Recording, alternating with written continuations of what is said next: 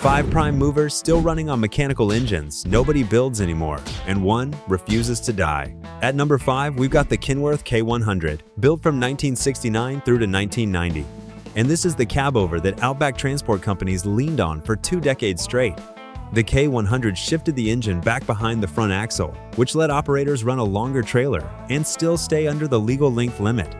And that single design choice is why you still see these things pulling loads on back roads today. Under the bonnet, you're looking at a Cummins or a Caterpillar donk. Fully mechanical, no electronic control unit, no sensor package waiting to fail out past Cooper PD, with nothing but red dirt and heat for hundreds of kilometers. Owner-drivers who ran these rigs talk about pulling the head off on the side of the road with basic tools and getting back on the highway the same day. Something you simply can't do with a modern common rail engine full of wiring looms and diagnostic codes that need a laptop to even read. The cabover layout means less crumple zone up front and a rougher ride over corrugation. Truckies who drove them will tell you straight that your kidneys paid the price on the Stuart Highway, but the trade-off was a machine that never left you stranded 3 hours from the nearest roadhouse. Compare that to a modern prime mover with emissions gear bolted on. A K100 doesn't carry a diesel particulate filter or an AdBlue system that clogs up and drops the truck into limp mode 300 kilometers from the nearest depot, on top of a servicing bill that eats into the run before the fuel even does. Parts interchange across decades of production, which means a country workshop in the middle of nowhere can usually find what you need without waiting a week for a part to come up from the city. Fuel economy was never the pitch. The pitch was that it would still be running long after the flashier gear had been written off. These trucks are getting harder to find on the road now, plenty of them sitting in paddocks or restored for show. But the ones still working proved the point better than any spec sheet ever could. And what's coming up next pulled heavier loads on worse roads for longer than anyone building it ever expected. At number 4, we've got the Mack Superliner, built from 1977 through to 1993. And this is the cabover that owner-drivers picked specifically for the country's worst heavy haulage runs. The Superliner ran the Mack E9 or E7, a fully mechanical diesel with a reputation for shrugging off overload that would crack a lesser block. And that's exactly why you still see them under mining equipment and gear that pushes gross combination weight well past what the rig was rated for on paper. The cabover layout again cost the driver comfort. Ride quality on corrugated outback roads was never gentle, but it let operators keep trailer length inside the legal limit while running road trains with 3 or 4 dogs behind them out past the Hume and up the Great Northern. Truckies who ran the Superliner talk about the gearbox and diff being built to take abuse a modern electronically controlled driveline would flag and shut down. No torque management software second-guessing the driver. Just raw mechanical grunt and a driver who knew the load. Mechanics out in the regions will tell you the E9 is a motor you can pull apart with hand tools and a chain block. No proprietary diagnostic scanner required. No dealer-only software lock stopping a Bush workshop from doing the job. Compare that to a modern, automated manual prime mover. When the electronics throw a fault code out past a station property with no signal, the truck can limp home or it can't move at all. And that's simply not a risk the Superliner ever put on the table. These trucks earned a reputation in road train work specifically because breakdown out there isn't an inconvenience. It's a truck sitting for 2 days waiting on a part, and the Superliner minimized how often that happened.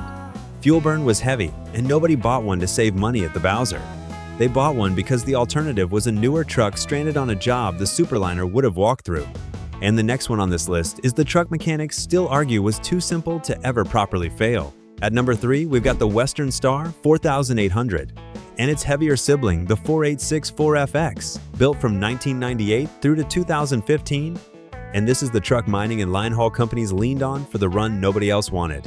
Under the bonnet, you're looking at either a Detroit or a Cummins, depending on the build year, bolted to a chassis that runs a heavier gauge rail than most of its competitors, specifically so it could handle corrugation and pothole damage on unsealed mining access roads without the frame cracking over time.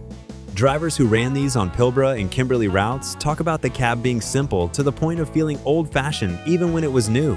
Hard buttons, no touchscreen, nothing that could short out from red dust getting into a connector it was never designed to handle. That simplicity is the entire point. A mining contractor running a fleet 1,000 kilometers from the nearest dealership can't afford a truck that needs a software update to fix a sensor fault. They need a truck. A fitter with a toolbox can diagnose by ear. The 4864FX specifically was built for set-forward front axle configurations that suit road train work giving better weight distribution. When you're pulling 3 trailers loaded to gross combination limits the rest of the fleet wouldn't touch. Compare that to a modern prime mover built primarily for line haul comfort. The Western Star was never trying to be pretty or quiet. It was built to survive corrugation that shakes cheaper trucks apart within a couple of years. Mechanics and regional workshops rate the driveline as one of the easier ones to source parts for even now, because so many were sold into mining and agriculture that a second-hand parts market still exists in every state. It's not the truckies romanticized the way they do a Kenworth, but ask anyone who ran heavy haulage in the 2000s and the Western Star comes up as the one that never left them stranded.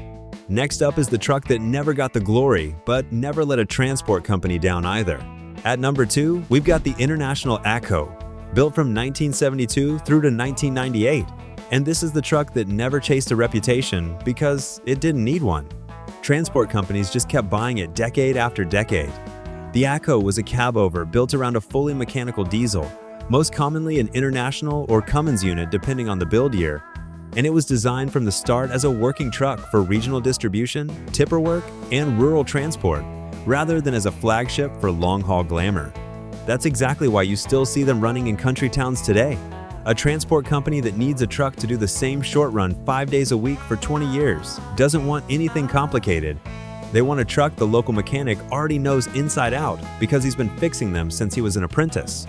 The ACCO's mechanical simplicity meant a workshop in a town with 1 servo and 1 pub could keep a whole fleet running without ever needing to freight a part in from the city. And that logistics reality mattered more to rural operators than horsepower ever did. Drivers who ran the ACCO on rural routes talk about it as unglamorous but bulletproof. A truck that started every morning in frost and kept running through 45-degree heat without an electronic module cutting power because a sensor somewhere read out of range, and one that didn't care whether it was pulling stock, grain, or general freight. Compare that to a modern truck built with emissions control bolted onto the engine. The ACCO never had a diesel particulate filter clogging up on short trips or a regeneration cycle that needs the truck driven a certain way to avoid a fault light. It's not the truck anyone puts on a poster, but ask a rural transport operator which truck cost them the least in downtime over 2 decades, and the ACCO comes up more than anything flashier ever did. And at number 1 is the truck owner-drivers still call the one they'd trust to cross the country alone. At number 1, we've got the Kenworth W900, running the Caterpillar 3406 or the Cummins N14 mechanical engine, built between 1990 and 2002. And this is the truck owner-drivers across the country still name first when you ask what they trust to cross Australia alone. The W900 is a conventional bonneted layout, not a cabover, which meant a straighter chassis, easier engine access, and a crash structure ahead of the driver that the older cabover designs simply didn't have. Both engine options came before emissions regulations forced manufacturers to bolt on the electronics that define modern diesels. No diesel particulate filter, no AdBlue injection system, no exhaust gas recirculation valve clogging up and choking the motor on a hot run through the Nullarbor. Truckies who've run this engine combination talk about pulling 1 million kilometers, sometimes 2, out of the original block before it ever needed a proper rebuild. And even then, a rebuild is a job most regional diesel workshops can handle in days, not weeks waiting on a specialist part. The mechanical fuel system is the entire reason it survives out past the black stump. No engine control module to fail from heat or vibration. No wiring harness corroding from dust and shutting the truck down 400 kilometers from the nearest roadhouse with nothing but flies and red dirt for company. Compare that to a modern common rail prime mover. When the emission system throws a fault, it can force the truck into limp mode or refuse to restart entirely. And that's a genuine problem when the nearest dealership with the right diagnostic laptop is a full day's drive away. Owner-drivers rate, resale, and rebuild cost on this combination as some of the lowest in the business, specifically because so many were built and so many are still on the road, keeping the parts market alive decades after production stopped. It's loud, it's heavy on fuel, and it offers none of the comfort a driver gets in a modern cab. But ask anyone who's actually broken down in the middle of nowhere which truck they'd rather be sitting in, and the answer is almost always this one. None of these 5 are the fastest, the quietest, or the cheapest at the Bowser, and that was never the point.